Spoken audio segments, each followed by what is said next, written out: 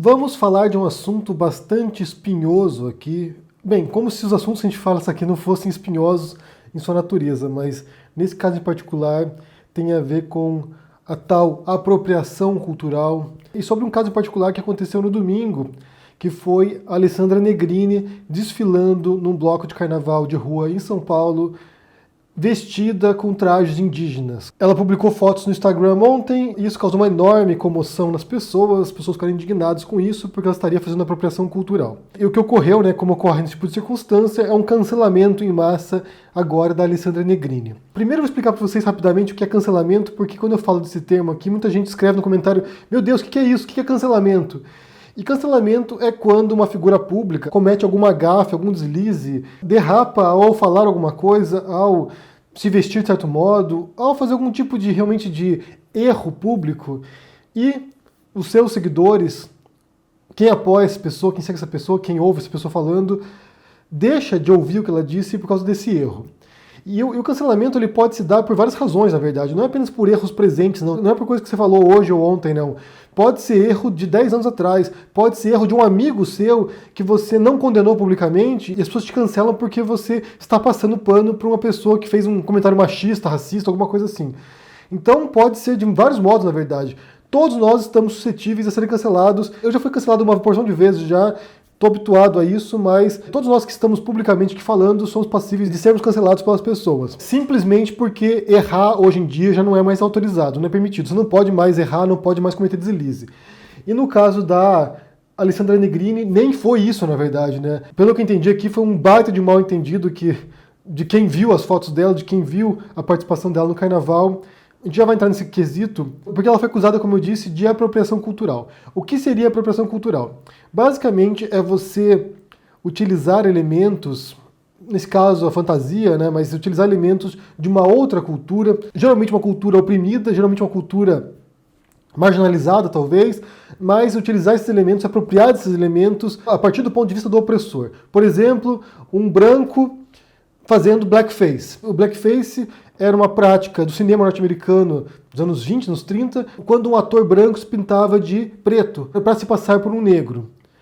Então, por exemplo, isso é inaceitável. Teve um caso, alguns anos atrás, envolvendo o Trudeau, o primeiro-ministro do Canadá, que descobriram que ele tinha fotos com o rosto pintado de preto, isso é na universidade, se não me engano, ou seja, 20 e poucos anos atrás, descobriram essas fotos e cancelaram o Trudeau também por causa disso. Então, essas patrulhas virtuais, elas são impiedosas, elas realmente não perdoam deslizes, e se você por acaso cometer um erro público, saiba que você está sujeito a isso. Porém, nesse caso da Alessandra Negrini, quando você vai ler a história, você entende o contexto daquilo, a coisa muda de figura bastante, porque você percebe que ela estava fazendo isso como forma de protesto, ou seja, como ativismo.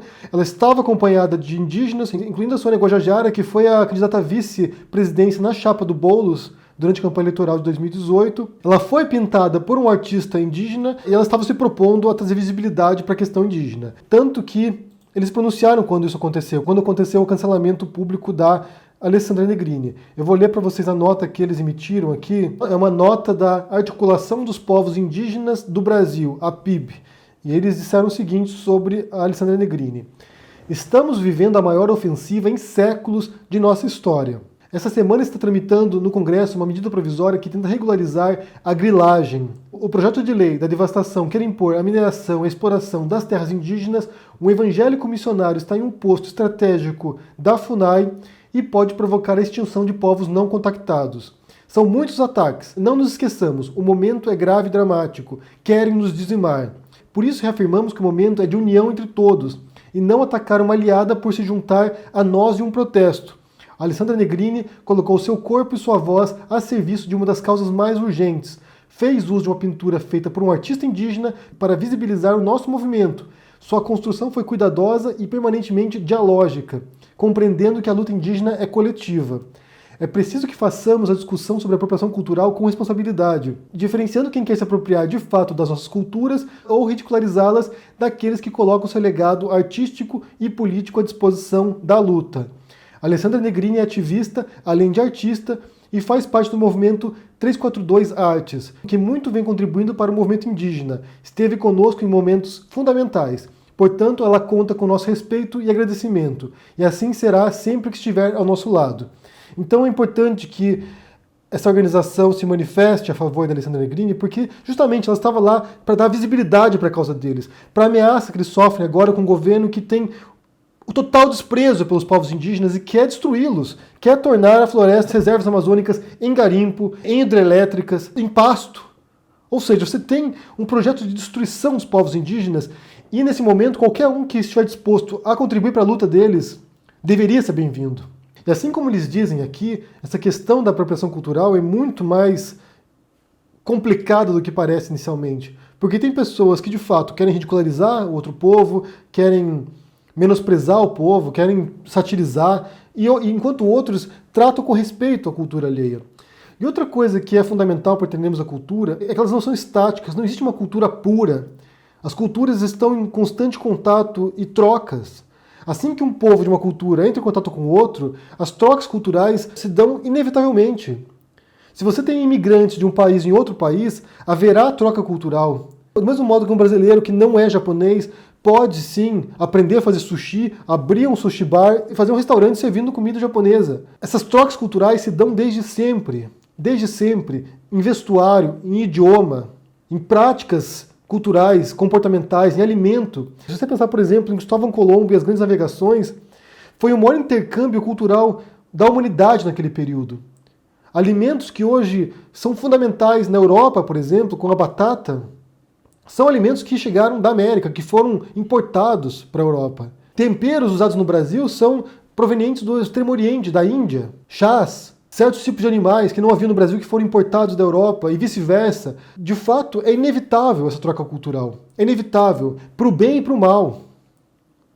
Elas vão acontecer. E não tem como controlar isso. Eu li um tempo atrás ali uma proposta, se não me engano, no Canadá, de proibir que os canadenses fizessem yoga, porque yoga seria apropriação cultural de uma prática de meditação religiosa dos hindus. E ao meu ver, quando chega nesse tipo de grau de controle dessas trocas inevitáveis comportamentais e culturais, aí raia um absurdo. Aí raia um absurdo. A gente não vai poder comer pizza mais porque pizza é italiana, não vai poder comer mais mandioca porque é dos indígenas, e vários outros aspectos que estão intimamente entrelaçados no Brasil, que é um país multicultural, que recebeu influência de países mais diversos possíveis, incluindo de povos nativos.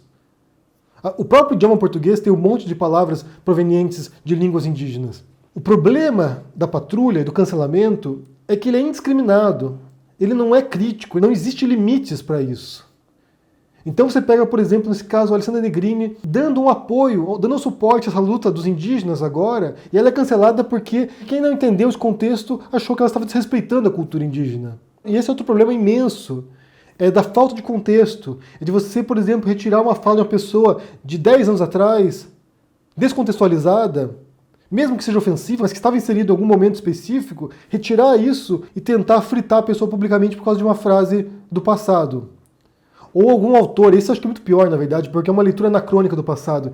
Pegar algum autor do século XIX, por exemplo, e querer cancelar esse autor porque ele era, sei lá, racista, homofóbico ou misógino. Sendo que, na verdade, boa parte das pessoas que estavam no poder ou eram influentes naquela época compartilhavam desses mesmos ideais preconceituosos. É não conseguir ler o contexto, não conseguir ler o passado, não conseguir ler as relações que perpassam as práticas culturais, linguísticas, comportamentais das pessoas. É isolar algo como se ele não tivesse inserido em algo muito maior. E, ao meu ver, essa gafe sobre uma falsa gafe também prejudica essa luta contra a apropriação cultural negativa, nesse caso. Ou seja, que ridiculariza a cultura alheia. Que diminui o outro. Porque, como eu disse, é uma luta que faz sentido você tentar evitar esse tipo de menosprezo à cultura alheia. É claro que faz sentido, mas tudo tem limite. É preciso compreender o contexto das coisas. E talvez mais do que isso também, a progressão das ideias das pessoas. Porque você pega um jovem de 15 anos, sem conhecimento do mundo, que muitas vezes vai publicar uma coisa completamente absurda na internet, e 15 anos depois, um adulto com 30 anos, que já mudou a percepção dele sobre o mundo, você não pode atacar essa pessoa pela mesma visão de adolescente. Só que esse tipo de prática de cancelamento público não respeita esse tipo de sutilezas, que nem são tão sutis assim, na verdade. Basta só um pouquinho de atenção. E o grande problema do cancelamento público é o efeito manada, porque você joga a pessoa na fogueira e você tem uma legião de outras pessoas que vão começar a compartilhar, sem nem saber quem é a pessoa muitas vezes, só pelo prazer mórbido de atacar alguém. Ontem eu li um artigo muito bom sobre isso, bastante completo na verdade, falando justamente sobre esse comportamento de manada, como você tem certos expoentes que capitalizam no ódio das pessoas, nessa fúria das pessoas, nessa gana de atacar-se mutuamente na internet. É um espaço de disputa mesmo, é um espaço de briga, sempre em busca do próximo alvo. Quem será o próximo a ser linchado publicamente? Então, para resumir esse vídeo aqui, primeiro, no caso da Alessandra Negrini, ela estava com o apoio de grupos indígenas. Pode ser que muitas pessoas tenham se sentido desrespeitadas por isso, né, pelo ato dela e pela roupa que ela estava trajando, mas, na minha visão, quem realmente se importava com aquilo, que entendia o que ela estava fazendo, apoia a Alessandra Negrini. Então, nesse sentido, ela deve estar com consciência tranquila, porque, de fato, a mensagem dela, para quem importava, foi transmitida. O segundo ponto é sobre essa histeria do cancelamento público, né, dessa necessidade que as pessoas têm de queimar publicamente qualquer um que mija fora do pinico. Então, assim, deu uma desviada ali. Ah, não, isso aqui já não faz parte do nosso grupo, não. Tem que ir lá pra pira ser queimado. E, por fim, sobre essa troca cultural, né, que se chama em algumas circunstâncias de apropriação cultural, isso é inevitável. Isso é inevitável. A cultura humana é muito fluida. Ela pode mudar drasticamente em 2 gerações, ou até menos às vezes. Então, é inevitável. Essa troca cultural é inevitável. Não existe cultura pura e não há como isolar uma cultura, porque ela sempre vai estar em transformação e sempre vai estar aprendendo com outras culturas próximas. É inevitável isso. Eu quero saber se vocês viram esse caso da Alessandra Negrini aí, o que vocês pensam sobre isso. Deixa aqui no comentário, deixa o joinha, assine o canal, ajude no apoio e a gente se vê por aí. Abraço e até mais. Tchau!